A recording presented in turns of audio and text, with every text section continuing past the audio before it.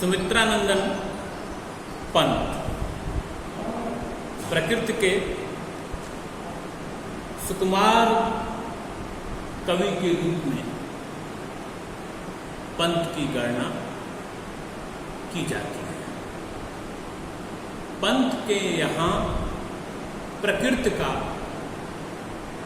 एक सूक्ष्म पर्यावलोकन देखने को मिलता है। प्रकृति के साथ मनुष्य का जीवन किस तरह से संयोजित होता है, वह कैसे चलता है, किस तरह से प्रकृति के कण कण में जीवन का संदेश छिपा होता है और प्रकृति किस तरह से हमारे व्यक्तित्व का निर्माण करती है, इस बात को समझने के लिए छायावाद में विशेषकर पंत को पढ़ा जाना चाहिए। छायावाद का प्रकृति के साथ एक सहज और दुर्निवार रिश्ता देखने को मिलता है। प्रसाद के यहां चले तो विराट प्रकृति की लीला देखने को मिलता है। प्रकृति की विराटता में मानव जीवन को संचरित करने के लिए संदेश प्रसाद के यहां मिलते हैं। निराला के यहां प्रकृति जीवन के संघर्ष और जीवन की विजय यात्रा को रेखांकित करने का काम करते हैं। महादेवी के यहां भी प्रकृति लगातार एक संदेश, एक मौन संकेत, एक अव्यक्त संकेत देते हुए मिलती है और पंत का पूरा जीवन चरित्र प्रकृति के सम्मोहन के साथ पंत की कविता हमसे बातचीत करती है। छायावाद में प्रकृति को लेकर एक गंभीर विमर्श पंत के यहां देखने को मिलता है। प्रकृति मानव जीवन के लिए एक सूचना तंत्र की तरह कार्य करती है। मनुष्य का पूरा जीवन, मनुष्य के जीवन के प्रत्येक घटनाक्रम में प्रकृति की सूक्ष्म चेतना, सूक्ष्म संकेत और सूक्ष्म चिंता जुड़ी हुई मिलती है। पंत की एक कविता है, द्रुत झरो जगत के जीर्ण पथ। क्या संदेश है? जितना शीघ्र हो सके, जितना जल्दी हो सके, जो पुराने पत्ते हैं वह अपनी जगह छोड़ दें और नए पत्ते के लिए एक जगह बनाते चलें। तो द्रुत झरो जगत के जीर्ण पथ, इस कविता के माध्यम से पंत ने प्रकृति के उन सारे घटनाक्रमों को रेखांकित किया जो परिवर्तन की संवाहक है। पुरानी चीजें, पुराने विचार, पुराना जो सब कुछ है वह अपनी जगह छोड़ रहा है और नए के स्वागत के लिए, एक नए संसार के लिए, एक नई दुनिया के लिए एक नया सवेरा रच रहा है। कविता छोटी है मगर उसका संदेश बहुत व्यापक और बड़ा है। दूसरी कविता देखिए, आह धरती कितना देती है। इस कविता में पंत इस क्रम की ओर संकेत करते हैं कि यदि हम सही बीज बोएंगे तो उसके परिणाम भी हमें सही मिलेंगे। बचपन में, अबोधता में मैंने पैसे के बीज बोए थे, ये सोचकर कि पैसे के पेड़ उगेंगे और मोटा सेठ बनूंगा, कलदार वृक्ष होंगे।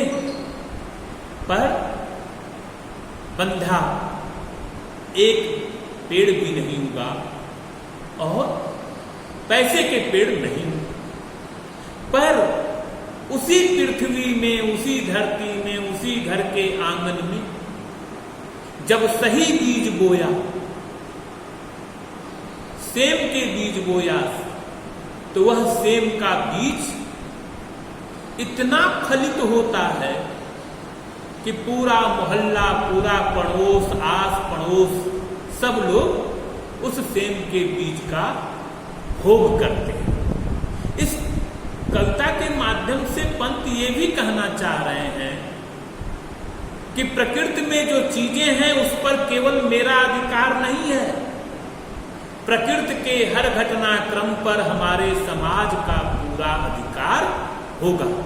इसलिए इस कविता में यह लाइन आती है कि सच्ची समता के दाने बोने होंगे, सही बीज बोने होंगे, सही ढंग से हमें अपने कार्यों को क्रियान्वित करना होगा। एक और कविता देखते हैं, प्रथम रश्मि का आना रंगड़ी तूने कैसे पहचाना, हे बाल विहंगनी कहां से पाया तुमने स्वर्गिक गाना। पहली किरण पृथ्वी पे आ रही है,